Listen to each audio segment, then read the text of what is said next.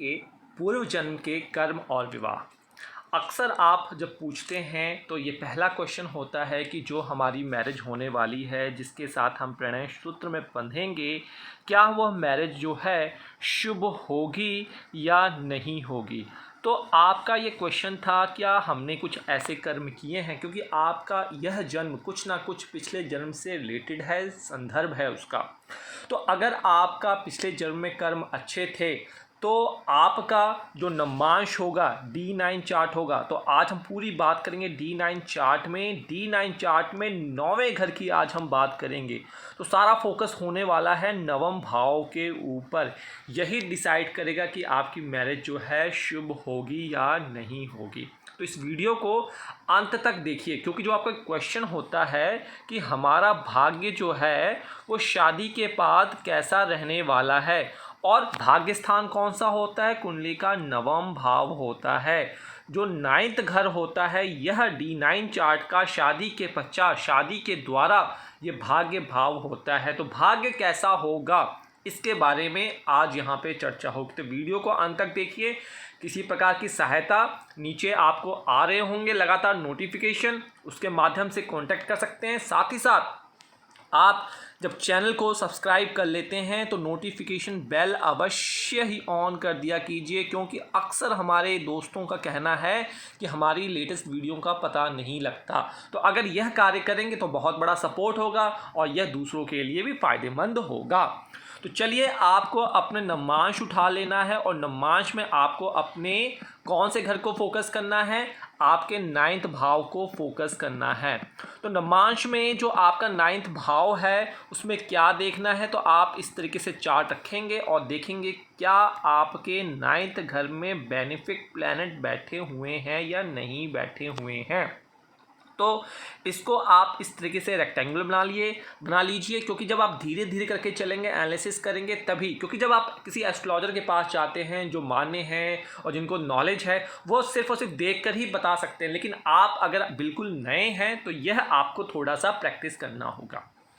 तो शुभ होगा भाग्य या नहीं। तो अगर आपके 9th भाव में जो भी प्लैनेट बैठा हुआ है, या तो वो एग्जल्टेड होकर बैठ जाए, पहला केस, तब कह सकते हैं कि भाग्य उज्जवल होगा। या फिर वह अपनी स्वयं की राशि में बैठ जाए, तब भी एग्जल्टेड होगा।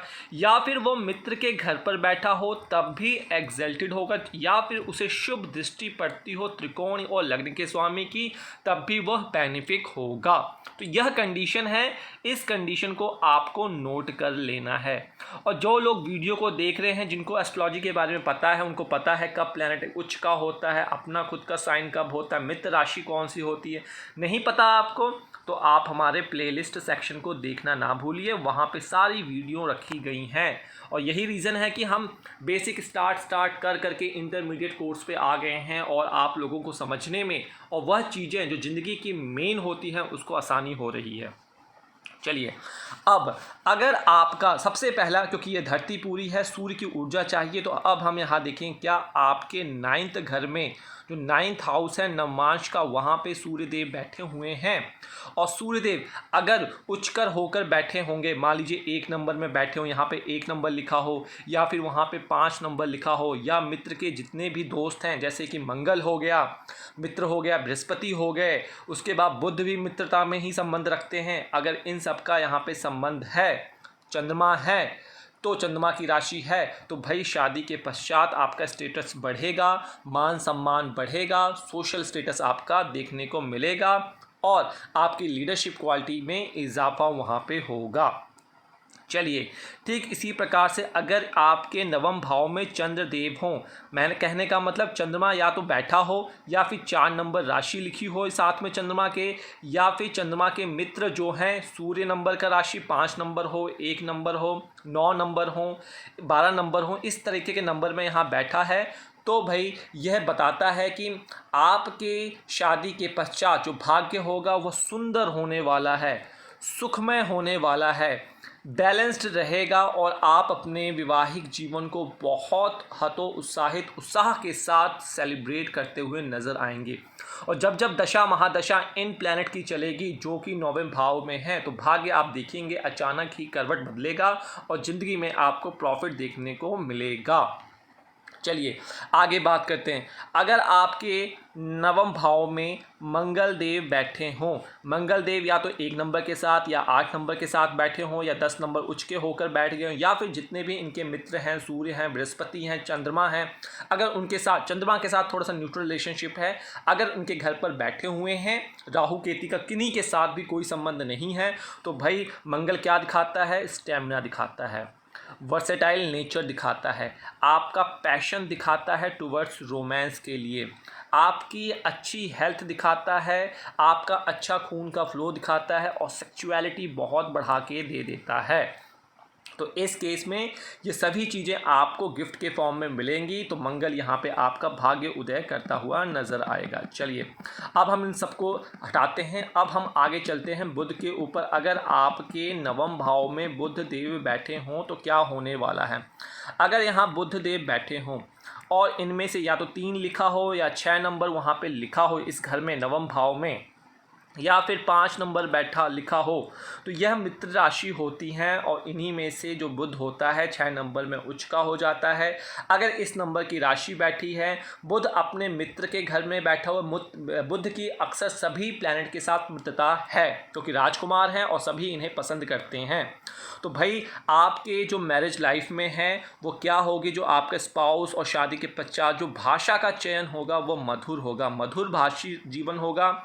आपका पति और पत्नी ज्ञानी होंगे, बुद्धिमान होंगे, बहुत अच्छे समझदार और एटिकेट्स होगा और फैमिली में एडजस्ट होना आता होगा उनको, यह आपको नोट करना है। चलिए ये तो बुध का हो गया।